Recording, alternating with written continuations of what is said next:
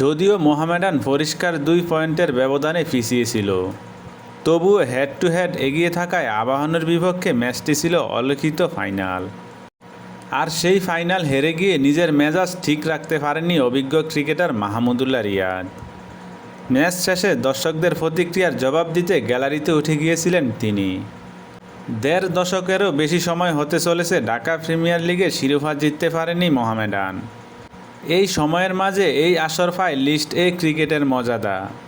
দীর্ঘ সময় পর এবার শিরোপার খুব কাছাকাছি গিয়েছিল দলটি, কিন্তু চির প্রতিদ্বন্দ্বী আবাহনী লিমিটেডের কাছে হেরে শিরোপা অধরাই থাকে তাদের। মিরপুর শেরেবাংলা স্টেডিয়ামে মোহামেডানকে 6 উইকেটে হারিয়ে টানা 3য় শিরোপা নিশ্চিত করেন আবাহনী। আর অনাকাঙ্ক্ষিত ঘটনাটি ঘটে ম্যাচের শেষে। মেজাজ হারিয়ে দর্শকদের দিকে তেড়ে গিয়েছিলেন মাহমুদুল্লাহ রিয়াদ। ম্যাচ শেষে দুই দলের খেলোয়াড়রা পরস্পরের সঙ্গে হাত মেলান।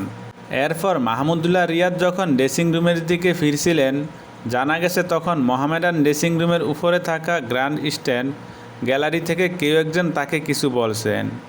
সঙ্গে সঙ্গে পাল্টা প্রতিক্রিয়া দেখান মাহমুদুল্লাহ রিয়াদ এবং তিনি দর্শক সারির দিকে উঠতে থাকেন।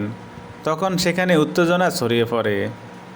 পরে ঘটনার ভিডিওতে দেখা যায় মাহমুদুল্লাহকে মোহামেডানের কর্মকর্তারা দর্শক সারিতে আটকে রেখে পরিস্থিতি শান্ত করার চেষ্টা করেন এবং পরে তাকে সেখান থেকে নামিয়ে আনেন। এই ঘটনায় তাৎক্ষণিক প্রতিক্রিয়ায় মোহামেডানের ম্যানেজার গণমাধ্যমকে বলেন কর্মকর্তাদের ভুয়া বলেছিলেন ওই দর্শক। পরে রিয়াদ ভেবেছিলেন তাকে ভুয়া বলেছে, যে কারণে সে গিয়েছিলেন, এছাড়া কিছুই নয়। তবে সেই ঘটনার পর দর্শক সমর্থক ফেসবুকে দাবি করেছেন আজকের ঘটনাটি মূলত তার সঙ্গে ঘটেছে। তিনি লিখেছেন, আজকে মোহামেডান আবাহনীর অঘোষিত ফাইনালের শেষে মাহমুদুল্লাহ রিয়াদের সঙ্গে যে সমস্যা হয় সেটা আমার সাথে। ম্যাচ শেষে নিচের দিকে ড্রেসিং রুমের কাছে যাই, সেখানে মোহামেডান ক্লাব থেকে একটা পানির বোতল দিলে পানি পান করি আর প্লেয়ারদের ড্রেসিং রুমের আশা দেখছিলাম। তখন মাহমুদুল্লাহ রিয়াদ ও তার পেছনে ম্যানেজার সাজ্জাদুল হক শিফন আসে। আমি মাহমুদুল্লাহ রিয়াদকে দেখে বলি, ভাই ভালো খেলেছেন। এরপর ম্যানেজার সাজ্জাদুল হক শিফনের দিকে তাকিয়ে বলি, শিফন ভাই প্রতি বছর কি বুয়া টিম করেন? 18 জনের টিম বানান, এর মধ্যে 10 জনই জাতীয় দলে চলে যায়। এখানে বুয়া ওয়ার্ডটার উচ্চারণ ঘটায় মাহমুদুল্লাহ রিয়াদ ড্রেসিং রুম থেকে শুনতে পেয়ে আমার দিকে তেড়ে আসেন, অথচ আমি তাকে বা কোনো প্লেয়ারের দিকে এটা বলি নাই।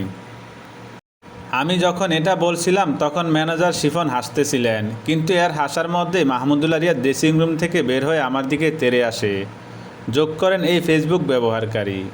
যদিও এই ঘটনার ব্যাপারে এখনও কোনো মন্তব্য করেননি মাহমুদুল্লাহ। সাধারণত ঠান্ডা মাথার মানুষ হিসেবে পরিচিত হলেও আজকের ঘটনা দেখে অনেকেই চমকে গেছেন।